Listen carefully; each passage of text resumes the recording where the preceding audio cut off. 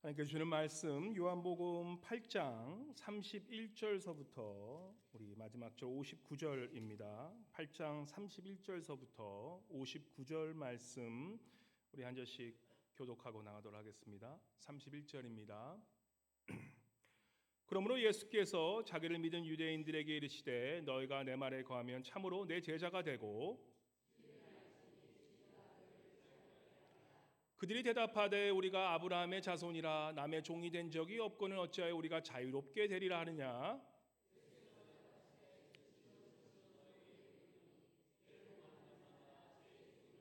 종은 영원히 집에 거하지 못하되 아들은 영원히 거하나니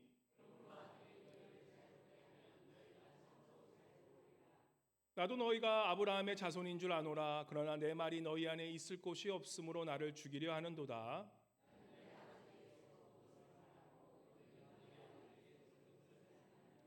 대답하여 이르되 우리 아버지는 아브라함이라 하니 예수께서 이르시되 너희가 아브라함의 자손이면 아브라함의 행한 일들을 알 것이거늘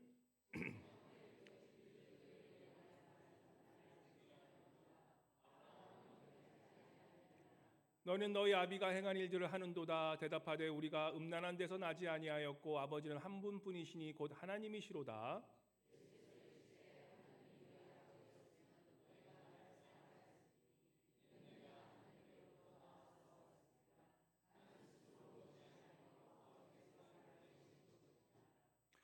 어찌하여 내 말을 깨닫지 못하느냐. 이는 내 말을 들을 줄 알지 못함이로다.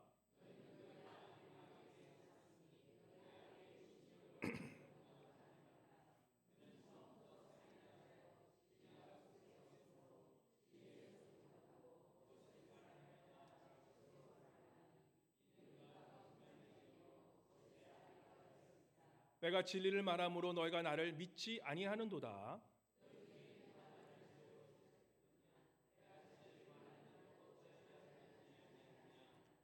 하나님께 속한 자는 하나님의 말씀을 듣나니 너희가 듣지 아니함은 하나님께 속하지 아니하였음이로다.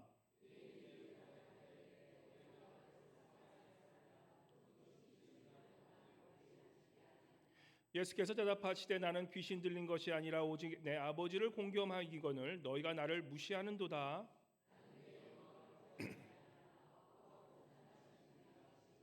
진실로 진실로 너에게 이르노니 사람이 내 말을 지키면 영원히 죽음을 보지 아니하리라.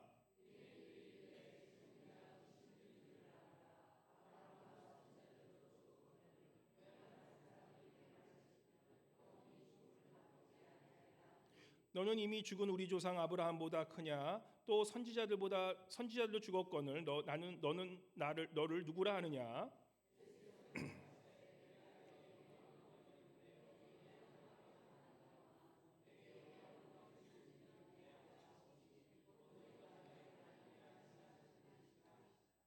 너희는 그를 알지 못하되 나는 아노니 만일 내가 알지 못한다면 나도 너희같이 거짓말쟁이가 되리라. 나는 그를 알고 또 그의 말씀을 지키노라.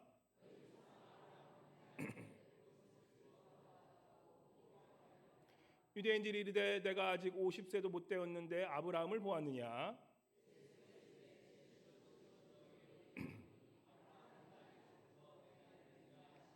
함께 그들이 돌을 들여 치려 하거늘 예수께서 숨어 성전에서 나가시니라. 아멘. 시간 우리 임마누엘 성가대 나오셔서 사랑과 영광의 하나님 주님께 찬송 올려드리겠습니다.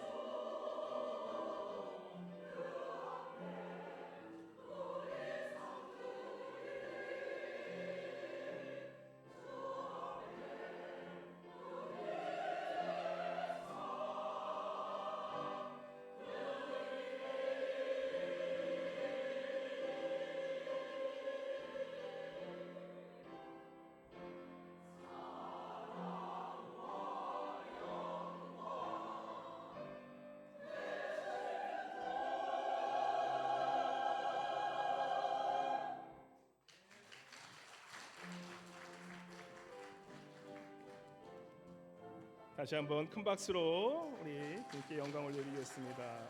감사합니다.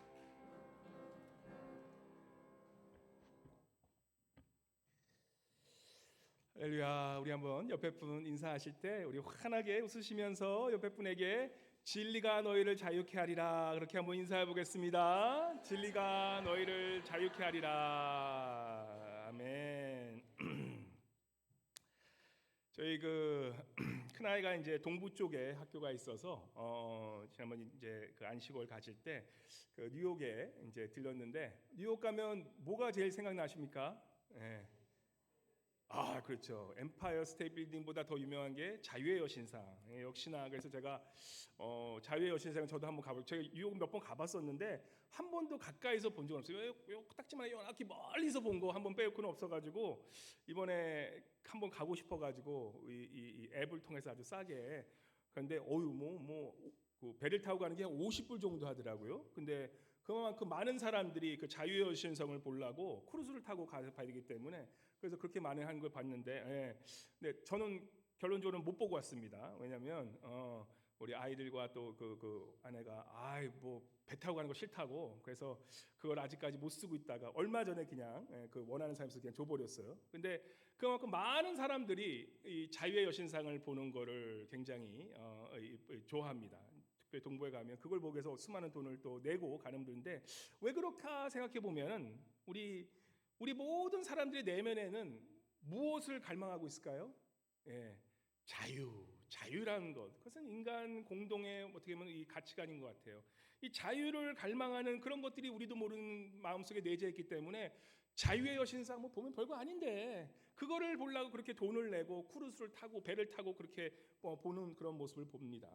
그래서 오늘 우리 말씀 들으실 때 오늘은 솔직히 좀 설교가 모든 설교가 영적인 설교이지만 오늘은 좀 이렇게 지적인 신학적인 얘기도 좀 해야 되는 그 필요가 있어서 오늘 좀 졸리시더라도 좀 정신을 바짝 차리시고 우리 목사님 말씀하신 게 과연 옳은 말씀인지 한번 그것도 한번 생각하시면서 오늘 이 자유에 대해서 우리가 한번 마음을 열어놓고 한번 들으시면서 은혜 받는 시간 되시길 바랍니다. 사실 저도 이 자유에 대해서 굉장히 오랫동안 고민했던 사람이기 때문에 특별히 우리 성경적으로 자유라는 것은 굉장히 중요한 우리 가치가 있기 때문에 우리가 그 자유에 대해서 생각하는 것이 너무나 중요합니다.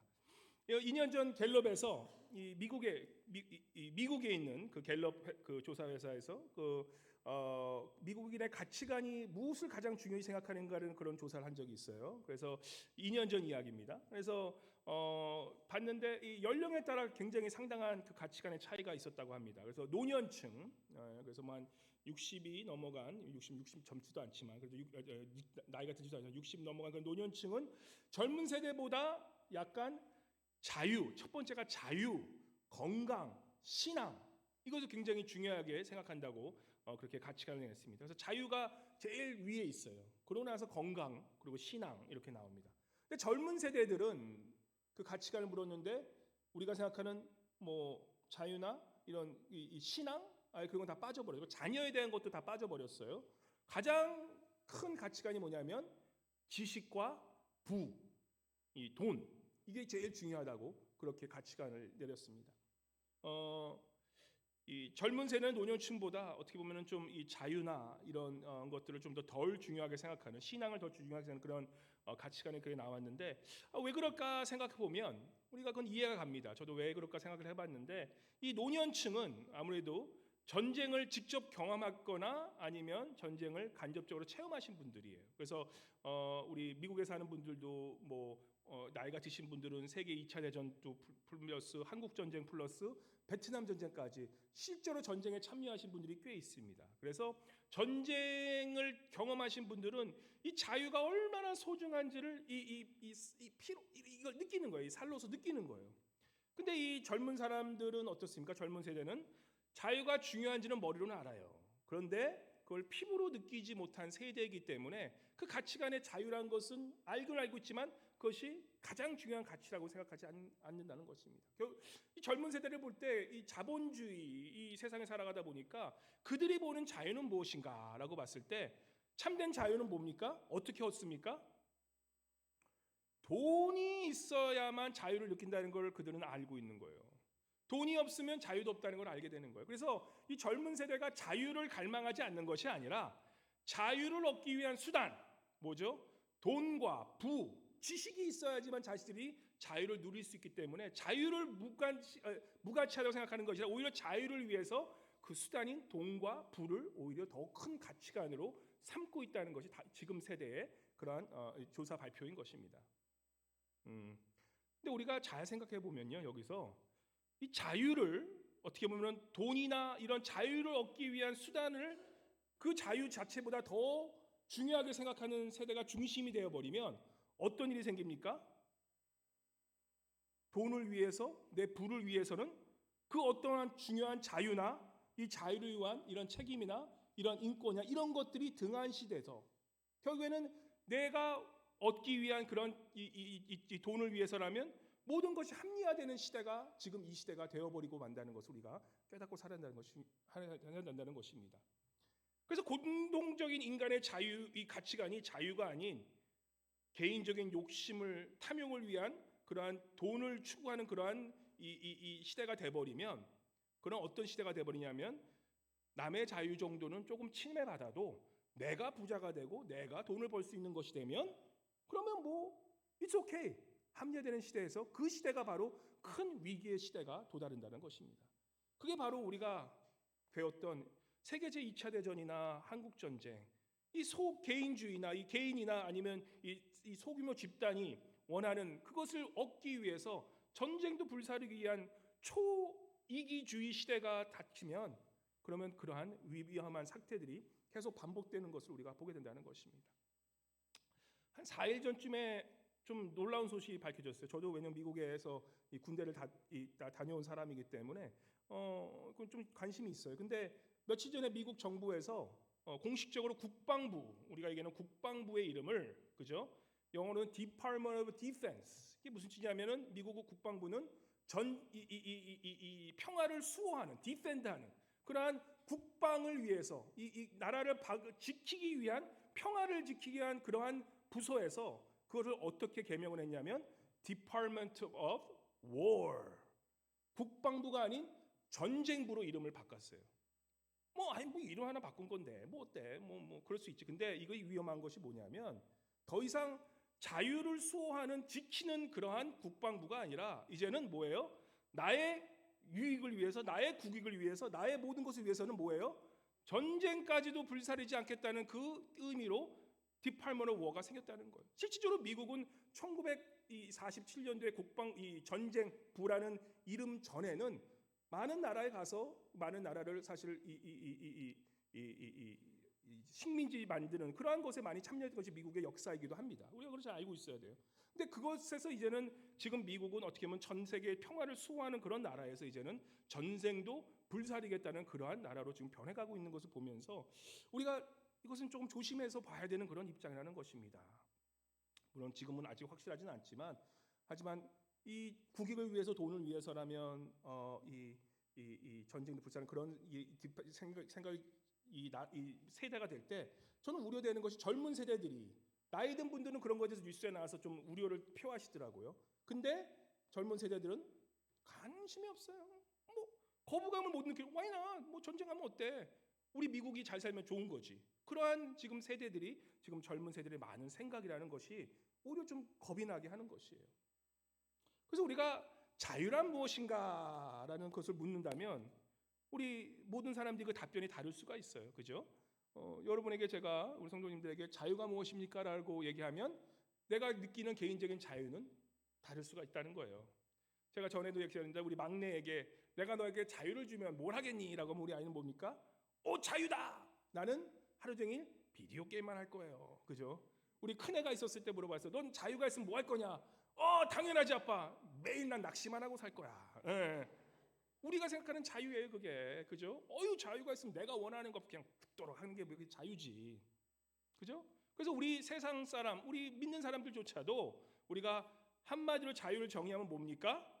내 마음대로 할 수 있는 것을 내가 원하는 것을 할 수 있는 능력, 그게 자유라는 것이에요. 그래서 젊은 세대는 돈을 그렇게 원하는 거예요. 왜냐? 내 마음대로 내 멋대로 살기 위해서 돈이 필요하니까 돈을 최고의 가치로 생각하는 거예요. 자유를 위해서. 그죠? 그래서 성경은 계속해서 우리가 뭐라고 얘기하냐는 것이 필요하냐면 성경은 사사기 21장 25절 우리가 유명한 잘 아는 말씀이에요. 사사기는 오히려 거꾸로 얘기해요. 뭐라고 얘기합니까? 우리 21장 25절 같이 읽도록 하겠습니다. 시작. 그때 이스라엘의 왕이 없으므로 사람이 각각 자기의 소견이 옳은 대로 행하였더라. 내 자유대로 내 소견이 옳은 대로 하다가 결국에는 사사기 시대가 어떻게 됩니까? 결국에는 그 나라가 이스라엘 백성들이 결국에는 망할 수밖에 없는 그 곳으로 갔다는 것이에요. 우리가 성경적으로 잘 볼 때 우리는 우리가 생각하는 그 자유대로 갈 때 결국 그 마지막 길은 결국에는 심판의 길, 이 종착역은 결국에는 사망의 길로 될 수밖에 없다는 것을 우리가 알아야 된다는 것이죠. 그게 성경이 주는 우리의 교훈이에요. 가장 큰 교훈입니다. 그래서 우리가 자유란 무엇인가를 생각해야 되는 그 이유가 뭐냐면 우리가 이 자유란 무엇인가를 내가 개인적으로 알고 그것을 깨달아야 되는 게 그게 굉장히 우리에게는 의미심장한 질문이고 그것을 알아야지만 내 인생을 과연 어떠한 방향으로 가라가고 어떠한 삶의 가치로 가라가는 게 결정되는 것이기 때문에 내가 자유에 대해 좀 생각할 시간이 필요한 것입니다. 저는 오랫동안 생각했는데 우리 성도님들께 제가 갑자기 이렇게 던져버리면 아유 뭐 이거 30분 안에 자유를 내가 어떻게 생각해? 근데 계속 생각하시라는 거예요. 우리가 잘못 생각할 수가 있어요. 그렇다면 우리가 기득권을 살면 그러면 내 마음대로 못하고 살아야겠니? 그렇게 생각할 수도 있는데 또 그건 아니에요. 오히려 성경은 뭐라고 그러냐면 갈라디아서 5장 13절에 보시면 형제들아 너희가 자유를 위하여 부르심을 입었으니 라고 얘기합니다. 뭐랍니까? 너희가 속박이 아니라 이 구속이 아니라 뭐예요? 자유를 위하여 부르심을 받았다고 그렇게 성경은 얘기하는 거예요. 어떤 분들 그래요. 난 기독교 안 믿어. 왜요? 기독교 믿으면 내가 어디까지 하고 싶으면 원하는 거 다 못하고 살아잖아요. 실제로 그런 분들 많으세요. 뭔가 제약이 많을까 봐. 근데 기독교는 거꾸로 해요. 오히려 우리가 기독교인이 됐으므로 더 자유함을 얻고 살 수 있고 그 자유를 위해서 부르심을 받은 이 사람들이 바로 우리 그리스도인이라는 것이에요. 어떤 분이 목사님 이렇게 쓰셨어요. 어떤 분이 이건 한 20년 전 이 얘기예요. 목사님 크리스찬이 건강을 위해서 요가를 해도 좋습니까? 지금은 뭐 다 요가 하시죠?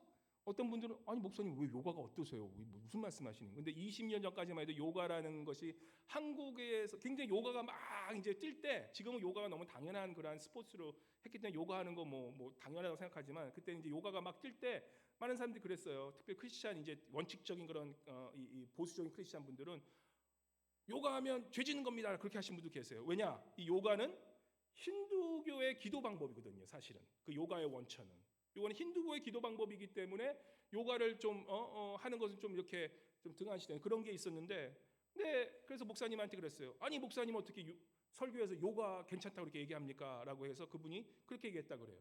성도님 카레 좋아하시나요? 네. 네. 예, 좋아하는데요. 잘 먹는데요. 그러면 카레도 드시지 말아야 되겠네요. 왜냐하면 그 카레도 힌두 사람들이 그렇게 자신의 그런 힌두 갓을 위해서 기도할 때 먹었던 음식이기 때문에 그것도 피하셔야 되겠네요. 그러니까 그분이 어떻게 합니까? 할 말이 없어진 거죠. 예. 우리가 무엇을 하냐 안 하냐가 사실 질문이 아니라는 거예요. 그게 중요한 것은 아니라는 것이에요. 크리스찬이 요가를 할 수 있냐 없냐 그것도 한 번 정도는 우리가 생각해보고 그 위험성 요가를 올라가다 보면 그것이 기도 힌두 갓을 위한 그런 기도라는 것은 조금 알고 하시면 나쁘지 않아요. 하지만 그렇다고 해서 우리가 그것을 하지 않는다라는 것은 사실 비성경적이라는 것이에요. 우리가 건강한 육체, 요가를 통해서 건강한 육체가 되어서 그 건강한 육체로 하나님께 영광 올리기 위해서면 그 요가 또한 우리에게 좋은 하나님께 주시는 수단이 될 수 있다는 것이죠. 그래서 우리 믿는 사람들은 무엇을 하느냐가 우리를 죄인으로 만든 것이 아니라 그것을 왜 하느냐를 깨닫고 살아가는 것이 더 중요하다는 것이에요. 무엇이 죄가 아니라 왜 그것을 하는 목적이 우리에게 더 중요하다는 말씀입니다. 마가복음 7장 15절에 보면 이렇게 말씀하시죠. 무엇이든지 다 함께 읽어볼까요? 시작. 무엇이든지 밖에서 사람에게서 들어가는 것은 등이 사람을 더럽게 하지 못하되 16절 우리 다음 절 뭐랍니까? 그리고 다음 절은 사람 안에서 나오는 것이 사람을 더럽게 하는 것이니라. 하나님이 주신 모든 창조하신 것은 뭐입니까? 선하게 창조하신 것이라는 것이에요. 근데 그 선하게 창조한 것을 인간들이 그것을 다 악하게 만들고 그것을 더럽힘으로써 그래서 우리가 하나님 주신 모든 것은 선하다고 받아들이면서 그것을 선한 것을 쓰면 그것이 선한 것이 되는데 우리는 그것을 악한 것을 이용하기 때문에 그것이 악하게 된다는 것이에요. 그래서 우리 믿는 사람들은 어떻게 하면 그런 것에서 좀 자유롭게 살 것이 필요하다는 것이에요. 자, 그렇다면 우리가 한번 또 질문할 것이 있습니다. 그러면 자유를 어떻게 경험하며 살 수 있을까라는 그러한 중요한 질문에 이 오늘 본문 말씀이 말씀하시는 거, 우리가 어떻게 자유롭게 되냐, 참된 자유롭고 사냐라고 했을 때 오늘 8장 32절의 말씀 읽기 전에 8장 31절 한번 같이 읽고 32절 그렇게 한번 같이 읽도록 하겠습니다. 시작. 그러므로 예수께서 자기를 믿은 유대인들에게 이르시되 너희가 내 말에 거하면 참으로 내 제자가 되고 진리를 알지니 진리가 너희를 자유롭게 하리라. 그죠?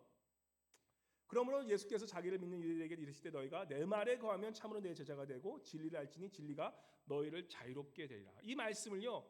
그러면 이 자유롭게 해서 우리가 거꾸로 돌아갈 게 필요하다는 거예요. 자, 처음 마지막에 32절에 자유롭게 된다고 말씀합니다. 우리는 그게 원하는 거예요. 그게 목적이에요. 그죠? 그럼 그 자유롭게 하기 위해서 뭘 하라고 그러십니까? 바로 전에 진리가 너희를 자유롭게 한다는 거예요. 그러면 그 진리가 무엇인가를 알아야 될 거 아니에요?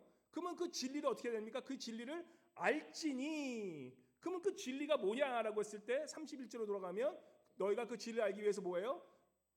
참 제자가 되라는 거예요. 그러면 참 제자가 되기 위해서 뭐가 됩니까? 예수 그리스도 하나님의 말씀에 거하면 이거 자유롭기 힘들죠. 그죠? 자유 얻기 위해서 뭐 이거는 오히려 자유 얻기 이렇게 왜 복잡한데요. 그죠? 그냥 간단하게 그냥 내 마음대로 살면 자유지. 그죠? 예. 이건 오히려 자유하기 위해서 오히려 내 자신을 좀 속박하고 싶은 그런 느낌이 들지 않습니까? 말씀을 잘 보면 그 답이 나옵니다. 이 33, 주님이 말씀하신 이유는 이거예요. 33절에 보시면 내가 원하는 것은 그런 자유가 아닌데 무슨 말씀하시냐는 그러한 그 유대인들에게 지금 그 바리새인들에게 지금 33절 이렇게 얘기합니다. 그들이 대답하되 우리가 아브라함의 자손이라 남의 종이 된 적이 없거늘 어째 우리가 자유롭게 되느냐 아니냐. 유대인들이 예수께서 진리가 너희를 자유롭게 하고 내 제자가 되고 말씀에 거야지만 자유롭게 되는 게니까 이 유대인들이 그러는 거. 아니 뭔 말씀을요? 난 이미 자유로운데 내가 이것보다 이 자유로운 생활을 살 수가 없는데 무슨 소리로 당신은 이렇게 어렵게 얘기하면서 나를 자유를 준다고 얘기합니까? 꼭 우리가 이런 얘기하지 않습니까? 아니 목사님 지금 내가 지금 사는 게 얼마나 자유롭게 내 마음대로 지금 하고 살고 있는데 왜 무슨 하나님의 말씀을 들을 내가 자유롭다고 그렇게 얘기하세요? 라고 하는 우리들의 모습하고 똑같다는 거예요. 그래서 예수님께서 이렇게 말씀해요. 34절과 36절에 이렇게 말씀하신다. 34절 말씀 개축 읽어볼까요? 우리 34절부터 30절 개축 읽을까요? 시작. 예수께서 대답하시되 진실로 진실로 너희에게 이르노니 죄를 범하는 자마다 죄의 종이라. 종은 영원히 집에 거하지 못하되 아들은 영원히 거하나니 그러므로 아들이 너희를 자유롭게 하면 너희가 참으로 자유로우리라. 이 무슨 말씀입니까? 진실로 진실로 너희에게 이르노니 죄를 범하는 자마다 죄의 종이 되고 너희들은 그 종으로 살았다는 것을 그들에게 말씀해 주는 거예요. 내가 자유롭게 살았다고 착각하고 살았는데 그것은 너의 착각일 뿐 내가 살았던 인생은 뭐예요? 결국에는 그 진리에서 떠나간 죄의 종으로 살아가고 있다는 것이에요. 나는 내가 자유롭게 살아가는데 목사님 내가 지금 뭐 교회도 잘 나가고 내가 뭐 이런 때 뭐 어떻습니까? 라고 얘기하지만 예수께서 말씀하시는 거예요. 너가 지금 자유롭게 생각하는 그 자유는 참된 자유가 아니라 너는 여태까지 돈의 노예가 돼서 살고 명예의 노예가 되고 살아갔고 체면의 노예가 되게 살아갔고 종교인으로 살아가겠다는 그런 노예에 살아갔고 너의 지금 살아온 인생은 네가 자유롭게 살아간 것 같지만 하나님과는 다른 우상에게서 노예하게 돼 살아간 것이 너의 인생이다. 죄에 속박돼서 살아간 그 인생이라는 것을 가르쳐 주는 거예요. 근데 유대인들이 뭐 알아듣습니까? 무슨 소리 하시는가 도대체. 내가 얼마나 율법을 잘 지키고 내가 얼마나 지금 바르게 살았는데 무슨 또 죄인이라고 말씀하시라는 그 질문에 예수께서 좀 더 톤을 높이세요. 44절에 예수님께서 그렇게 얘기하니까 자신들의 자유로운 것을 얘기를 자꾸 우기니까 이렇게 말씀하시는 거예요. 44절 같이 읽어볼까요? 시작. 너희는 너희 아비 마귀에게서 났으니 너희 아비의 욕심을 너희도 행하고자 하느니라. 그는 처음부터 살인한 자요 진리가 그 속에 없으므로 진리에 서지 못하고 거짓을 말할 때마다 제 것으로 말하나니 이는 그가 거짓말쟁이요 거짓의 아비가 되었습니다. 너희가 아브라함의 자손으로 착각하고 살아가지만 너희의 진짜 자손은 그 죄를 지었던 아담의 자식뿐만 아니라 그 인간의 욕심으로 잉태한 것들이 너희의 모습이기 때문에 너희는 스스로는 절대로 의롭게 살 수 없고 거짓말장이 결국에는 살인하는 자밖에 살 수밖에 없는 것이 너의 본질적인 모습인 것을 너희가 알지 못하냐라고 그렇게 말씀하시는 것이에요. 우리가 여기서 알기 위해서는 죄에 대해서 우리가 이해하는 것이 필요해요. 자꾸 유대인들이 억울한 거예요. 나는 내가 자유롭게 살고 내가 알았는데 왜 자꾸 나를 죄인이라고 내가 씌워줘? 자꾸 나를 이렇게 자유롭지 못한 인생을 살아왔던 그런 거짓말처럼 물어가십니까? 할 때 우리가 그 죄에 대한 개념이 우리가 알아야 된다는 거예요. 주님께서 말씀하시니까 한마디로 이걸 정의하자면 뭡니까? 너희들은 왜 죄인이냐라고 말씀하시죠. 뭐라고 왜 죄인이라고 말씀하신 것입니까? 그들이 다른 게 아니에요. 행위 다 맞아요. 근데 가장 중요한 하나는 그거예요. 너희가 진리를 모르기 때문에 죄인이라는 것이에요. 너희가 하나님의 아들이신 그 죄의 진리를 모르는 것이 죄라는 것이에요. 무지가 왜 죄입니까? 모르기 때문에 죄 짓는 게 그것도 죄라가 되는 것이에요. 내가 모르기 때문에 지었던 그런 죄들이 이제는 너의 죄로 옮겨갔다는 것이에요. 진리를 모르는 것이 죄라는 것입니다. 그래서 죄를 정의하면 뭡니까? 어떤 분들은 하나님과 떠나간 삶을 죄라고 정의하는데 저는 그렇게 생각해요. 여기 말씀을 보면 진리를 모르고 살아가는 인생이 죄라는 것이에요. 그들이 했던 것은 그들이 노력을 하고 이 법을 따라가려고 했긴 했지만 그들의 가장 큰 죄는 뭐냐면 바로 그 진리이신 예수 그리스도를 모르고 살았기 때문에 어둠 속에 살아왔다는 것이에요. 어둠 속에 있는 분들은 자기가 어둠에 있다는 것조차도 모르는 것이 많아요. 내가 무엇을 잘못하고 있다고 생각하는데 그것을 잘못한 걸 얘기하면 어떤 분들은 내가 모를요. 나는 절대 잘못한 것이 없는데 그게 우리 인간이라는 것이에요. 저도 그렇고 여러분도 똑같다는 것이에요. 우리가 어둠 속에 있을 때는 그 빛이 비치기 전에는 내가 그 어둠 안에서 스스로 나의 죄를 볼 수 없는 것이 인간의 모순이라는 거예요. 그래서 우리가 인간들이 볼 때 위에서 뭐 이렇게 우리 뭐 리더들이 하는 거 보면 그 사람들은 다 자기가 옳게 하는 거 보는데 밑에서 보면 뭡니까? 저 사람이 잘못하는 것만 볼 수 있는 거잖아요. 근데 스스로는 것을 모르는 게 우리의 인간의 모순이라는 것이에요. 이 세상에는 많은 그러한 진리가 있습니다. 여러 가지 진리가 있어요. 정의라는 개념 계속 몇 번 얘기했지만 과학적인 작은 진리들이 있어요. 큰 진리 말고 작은 진리들, 작은 우리가 정의라는 그런 truth라는 것이 많아요. 근데 이 시대에 따라서 이 정의가 바뀌어지는 거 아시죠? 예, 정의라는 것, 그죠? 우리가 정의라는 말 잘 써야 돼요. 이 세상이 정의하는 정의는 우리 미국 같은 경우는 4년마다 바뀌어요. 왜 4년마다 정의가 바뀝니까? 우리 민주당이 집권하면 어떻게 돼요? 정의는 무엇입니까? 이민자들의 인권, 다른 나라의 인권을 중요하시게 하고, 그죠? 그리고 또 이번 뭐 불법 체류자나 이런 사람들도 인권을 인정해 주는 게 정의라고 생각해요. 근데 이제 미국이 지금 막 요즘에 다 강해 나온 게 뭡니까? 그런 인권이 너무 오히려 미국 시민들보다 더 세지니까 야, 우리는 뭔데? 니들 너무 지나친 거 아니야? 그러면서 공화당이 딱 집권하면 어떻게 됩니까? 공화당은 이제 어제 우리 며칠 전에 현대 LG 그 현대 뭐 그 회사에서 한 300명이 한국 분들이 다 잡혀간 거 보셨잖아요. 예? 자꾸 전 좀 보면서 막 화가 나더라고요. 저 사람들이 무슨 다 거기서 무슨 불법 체류자도 아니고 거기 보면 뭐 사실 따지고 보면 따지고 보면 거기서 합법적으로 있는 사람도 있었을 텐데 다 뭐 불법 체류자로 그렇게 인권을 짓밟히게 하는 것. 듀 프로세스 적법 절차 없이 일어나는 이 모든 것들은 우리 인권, 사람을 동물 취급하는 거나 마찬가지라는 것이에요. 미국은 누구나 아무에게나 미국이라는 나라가 어떤 나라냐면, 그죠?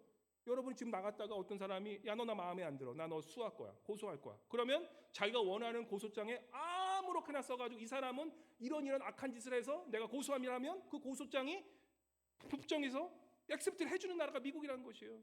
내가 누구든지 내가 싫어하는 사람이 있어 내가 그 죄를 만들어서 하면 법정에서 그 고소장을 받아준다니까요. 그래서 미국 어떻게 됩니까? You are innocent until proven guilty. 그게 중요해지는 거예요.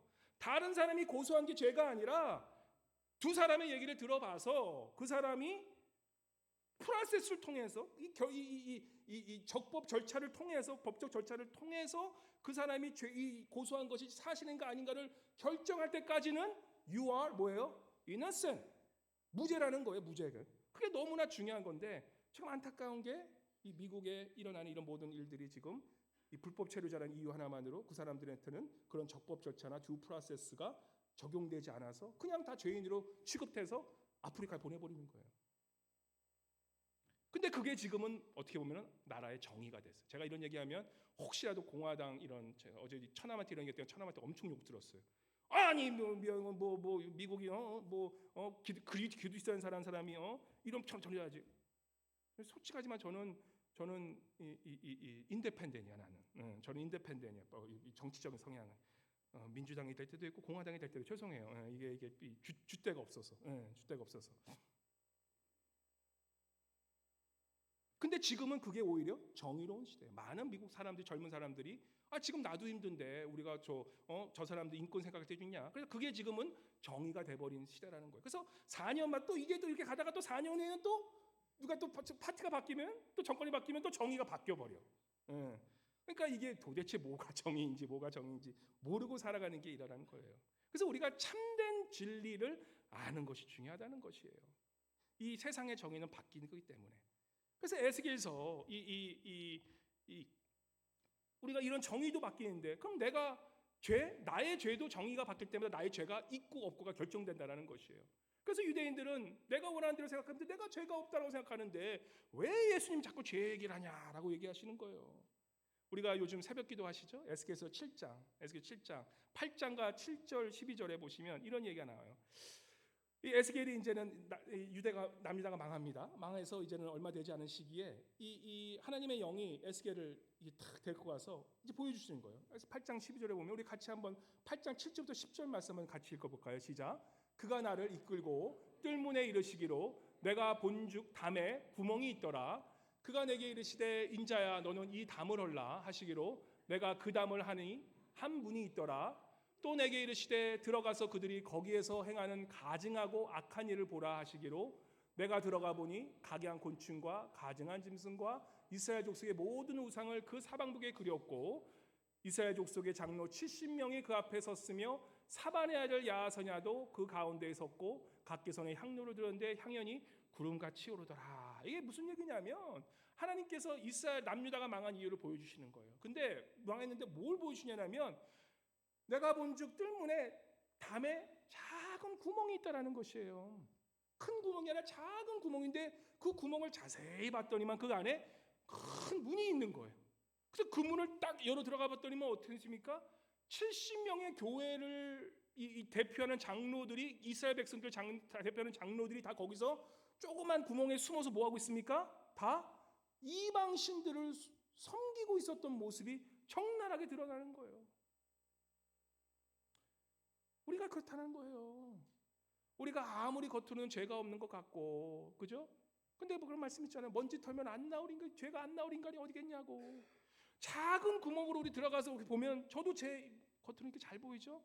근데 만약 하나님께 누군가가 나를 작은 구멍으로 봐서 내 안에 있는 그것을 딱 열린 순간 그 안에 있는 수많은 죄악들이 우르르르 쏟아질 게 저만 있겠습니까? 다 있다라는 것이에요. 근데 우리 인간은 그걸 모르고 살아. 하나님께서 그 죄를 보여주시면 너희가 아무리 죄 없이 살아가겠지만 모든 인간 너희들은 작은 구멍만 딱 열어서 보면 우르르르 그 죄악들이 보인다는 거예요. 어제 우리 작은 애가 밤에 퀴즈를 보는데 이제 고등학교를 갔잖아요. 고등학교 아니고 공부할 게 엄청 많아. 얘가 열심히 하면 점수가 나오는데 퀴즈를 봤는데 점수가 많이 안 나왔어. 이상하다. 하루 종일 책상에 앉아 있었던 것 같은데. 근데 왔는데 자기가 뭐 어제 좀 뭐해서 뭐 공부 이거 안 해 못했대. 성적이 잘 안 나왔대. 얘가 집중하면 잘하는데 왜 저럴까? 그래서 엄마가 이제 우리 어머니 또 우리 아내가 좀 약간 그런 게 있어가지고 너 뭐 했어? 딱 그러니까 공부했어요. 나 공부만 했는데. 그래 하루 종일 공부 앉아면 책상에만 앉아 있었거든요. 뭐 했어? 나 공부했다고. 근데 뭐 했어? 딱 그러니까 쓱 웃으면서 컴퓨터에서 게임 좀 했어요. 딱 하더라고요. 추구 하니까 나오는 거야. 그러면서 나중에 이제 그것 때문에 또 연락에 또 야단 듣고 그리고 이제는 공부할 땐 공부하고 놀 땐 놀아야지. 그거 듣고 이렇게 한 거예요. 쉽게 끝났어요. 근데 이제 거기에 대해서 처음에 거짓말하면서 또 그것도 또 혼나고 하여튼 여러 가지 그냥 솔직히 게임한다 그러면 됐는데 그러니까 여러 가지 또 그래서 밤에 또 엄청 혼나고 자는 거죠. 이제 힘든 고등학교 생활이 시작됐습니다. 근데 주님께서 그러시는 거예요. 로마서 3장 23절에 보면 이건 또 제 아들에게 또 그냥 나온 말이겠지만 또 가서 20불 또 줘야 되겠습니다. 함부로 그 개인적인 또 프라이버시를 또 누출시켜서 또 우리 아들이 혹시 얘기 들으면 아버지는 도대체 왜 그따위 얘기를 하시냐고 또 그럴 수 있기 때문에 내가 이건 또 잘못했네. 아무튼 하여튼 우리가 다 그런 인간이라는 거예요. 다 꼬치 풀면 우리가 다 안에 안 나올 사람이 어디 있어요. 그래서 로마서 3장 23절 여기 하지 않습니까? 모든 사람이 죄를 범하였음에 하나님의 영광에 이르지 못하더니. 그래서 우리 믿는 사람들은요, 내가 하나님 안에서 작은 구멍으로 하나님의 나의 그러한 죄악된 것 하나 뚫고 보시면 그 안에 큰 문이 열리면서 내 속에 있는 그런 악한 것들이 다 나올 수 있다는 것을 우리가 알고 살아가는 것이 우리의 모습이 된다는 것이에요. 솔직히 얘기해서 우리나라 미국 대통령이 지금 얼마나 많은 소송을 받아서 그 죄명이 얼마나 많습니까? 지금 대통령 나오시면 100개가 넘는 제가 그런 소송이 걸린 걸로 알고 있어요. 다 거기 안에 죄명이 걸렸고. 한국 대통령은 어떻습니까? 거기 또 죄명이 엄청 고소를 엄청 많이 받았지 않습니까? 이번에 한국 청문회를 보니까 이 서울대 교수님이 한 분 나오셔서 이 경제 수장이 되기 위해서 이렇게 나왔는데 그분의 이제 청문회 통해서 하는데 이렇게 굉장히 선생님처럼 생기시고 아주 그냥 아주 순한 교수처럼 생기셔서 저 사람은 무슨 뭐 괜찮겠지라고 봤는데 웬걸 그분이 이 잘못된 리스트를 봤는데 자동차 등록비 한국의 등록세 10만 원, 20만 원밖에 안 되는 그거를 수십 번 반복적으로 아예 안 낸 거예요. 그래서 그걸 하니까 아니 이거를 어떻게 안 낼 수가 있냐? 그걸 또 그래서 세금을 안 낸 거야. 그렇게 계속 그래서. 근데 이거는 금액이 알아보니까 100만 원, 200만 원도 안 되는 수준이거든요. 그러니까 이 사람은 뭐예요? 제가 볼 때 그 누가 100만 원 아끼려고 그 서울대 교수가 그렇게 했어요. 근데 내가 보니까 이 사람의 문제는 비를 낼 줄 모르는 사람이야. 내가 비를 정리할 줄 못 배운 사람이야. 서울대 교수만 했고 가르치기만 가르치 자기 bil 하나 못 내는 사람이었던 것이에요. 근데 그런 사람이 한국의 경제 수장이 된다? 사람들이 웃는 거예요. 네가 아무리 그걸 잘 알아도 야 조그만한 이 등록세라도 못 내는 게 어떻게 이런 경제 수장이 되겠냐? 작은 그런 게 하나가 나를 붙잡게 되는 것인 걸 우리가 보게 되면서 이 인간의 죄는 그런 작은 죄들이 많다는 것이에요. 그래서 주님께서 뭐라고 그러십니까? 에스겔 통해서 또 이렇게 말씀하세요. 너희 북이스라엘과 남유다의 죄가 너무나 많으니까 이제는 에스겔아 네가 그들을 대신해서 회개해라 라고 얘기하시면서 이 에스겔에서 이렇게 말씀하시죠. 내가 왼쪽으로 누워서 에스겔 보면은 그 북이스라엘의 죄악대로 이 죄악만큼 그 수만큼 누워 있어야 하는 거예요. 그래서 날수를 정해니까 뭐냐면 390일을 누워 있어야 되는 거예요. 왼쪽으로 북이스라엘 위해서 390개 이상의 죄가 있는 거예요. 그리고 남유다를 통해서는 어떻게 하면 이제 오른쪽으로 누워서 한쪽에 누워서 40일 동안 누워 있어야 하는 거예요. 그러면 이제 에스겔이 생각할 때는 그러면 390에서 40은 며칠이에요? 그러면은 딱 잘 나오신 분은 430일 정도. 이거 할만하다. 내가 430일 정도 누워 있으면 주님께서 이 남유다와 북이스라엘의 죄를 용서시켜주면 내가 그거 하려고 그러는데 마지막 말씀이 딱 그래요. 하루가 1년이라. 너가 430년을 그렇게 누워 있어도 너는 이들의 죄를 대신 감당할 수 없을 거다. 우리가 스스로 감당할 그 의로웠던 에스겔도 그 모든 죄악을 감당하기에는 역부족인 거예요. 에스겔 살아봤자 100년 사는데 430년 이거는 우리가 영원의 숫자라는 거예요. 우리가 영원토록 그 죄악에 대해서 형벌을 받아도 우리는 받지 못하는 게 우리의 인생이라는 것이에요. 생각해 보십시오. 제 목사란 저의 평생 살아왔던 죄만 보더라도 내 죄가 얼마나 큰지 여러분 죄 얘기 안 해도 돼. 내가 너무 커. 근데 우리 여기 안에 교회 안에 있는 모든 죄를 합치면 정말 그것만 해도 우리 하나님의 공의로운 하나님이 얼마나 열받으시겠습니까? 이 심판하신 우리 하나님 하신 하나님인데 공의를 위해서 공의 하나님이신데 근데 그 죄가 쌓여서 이 앵커러지 미국에 있는 모든 죄들 한국에 있는 모든 죄들 전 세계에 있는 모든 죄들 불쌍한 과부들과 불쌍한 이런 고아들과 불쌍한 이런 말을 못하는 그런 사람들이 받은 그런 핍박과 압박을 그에 대한 죄를 심판하신다면 이것이 얼마나 큰 이 죄악의 형벌이 되겠고 이것을 누군가 감당할 수가 있겠냐는 그 질문을 우리가 한번 해보셔야 한다는 것입니다. 그러한 공의로운 하나님께서 그러한 많은 죄를 보면서 우리는 뉴스에서 그런 거 하나만 봐도 막 침이 올라서 제가 어제 열이 받아가지고 막 그랬는데 아니 우리 죄 없는 물론 뭐 죄를 한지 모르겠지만 하여튼 300명을 그렇게 짐승처럼 잡아가는데 그 모습은 내가 얼마나 열이 받아가지고 그랬는데 우리 하나님이 보신 그러한 그 모든 모습들이 보면서 얼마나 이 분노가, 그래서 성경은 하나님의 진노가 너에게 임했으니라고 계속해서 이 현세를 얘기하는 거예요. 하나님의 진노가 너에게 임했으니. 그럼 우리는 어떻게 됩니까? 하나님의 진노가 있으면 심판이 이르시는데, 그런데 하나님은 놀라운 말씀하시는 거예요. 예레미야서 29장 11절에 그러한 진노 가운데서도 29장 11절 우리 같이 읽어볼까요? 시작. 여호와의 말씀이니라 너희를 향한 나의 생각을 내가 하나니 평안이요 재앙이 아니라 너에게 미래와 희망을 주는 것이니라. 아멘. 그러한 하나님의 진노 가운데서 하나님의 말씀이 뭐냐면, 내가 너에게 나의 계획은 뭐라고 겁니까? 재앙이 아니라, 진노가 아니라, 이러한 이 절망이 아니라, 이러한 망함이 아니라 뭐예요? 평안이요 재앙에 너에게 미래와 희망을 주겠다. 그 미래와 희망과 평안이 누구를 통해서 온다는 것입니까? 오늘 예수 그리스도께서 말씀하신 요한복음 8장 32절의 말씀이에요. 뭐라 그럽니까? 같이 읽어볼까요? 시작. 진리를 알지니 진리가 너희를 자유롭게 하리라. 우리 같이 읽어볼까요? 다시 한번 오늘 요한복음 8장 32절 말씀 같이 읽어볼까요? 시작. 진리를 알지니 진리가 너희를 자유롭게 하리라. 아멘. 그 많은 죄가 쌓인 그 죄 속에서도 바로 그 진리를 통해서 우리가 그 죄의 형벌에서 자유롭게 된다는 말씀하시는 거예요. 다시 큰 목소리로 함께, 그러면 그 진리가 무엇이냐? 길게 돌아가지 않을게요. 36절에 주님께서 정확하게 얘기하세요. 8장 36절 말씀, 오늘 본 말씀 우리 같이 읽어볼까요? 36절 더 크게 돌아갔습니다. 시작. 그러므로 아들이 너희를 자유롭게 하면 너희가 참으로 자유로우리라. 아멘. 그 진리가 누구라 하십니까? 바로 예수 그리스도가 너희를 자유케 하신다는 것이에요. 어떻게 자유케 하신다고요? 로마서 3장 25절 그렇게 말씀하십니다. 로마서 3장 25절 같이 해볼까요? 시작. 이 예수를 하나님의 그의 피로써 믿음으로 말미암아 화목제물로 세우셨으니 이는 하나님께서 길이 참으시는 중에 전에 지은 죄를 간과하심으로 자기의 의로우심을 나타내려 하심이니, 우리 예수님을 바로 이 내가 너희를 진리가 너희를 자유케 하시라는 그 예수를 통해서 하나님이 그의 흘리신 피로써 그것을 믿음으로 말미암아 그를 어떻게 했다고요? 화목제물로 세우셨으니, 제가 전에도 말씀드린 로마서 강의할 때 얘기했지만 화목제물이 뭐라고요? 화목제물은 여기서 얘기한 거는 영어로 따라해보세요. 프로피시에이션. 이게 뭐냐면 화목제물 또는 속량의 뜻이에요. 속량. 이 프로피시에이션, 속량의 의미는 뭐냐면 바로 하나님의 그 진노, 공의의 하나님이 쌓인 죄를 심판하실 그 하나님의 진노를 가라앉히게 하시는 바로 그 제물이 바로 속량 제물이라는 거예요. 프로피시라는 거예요.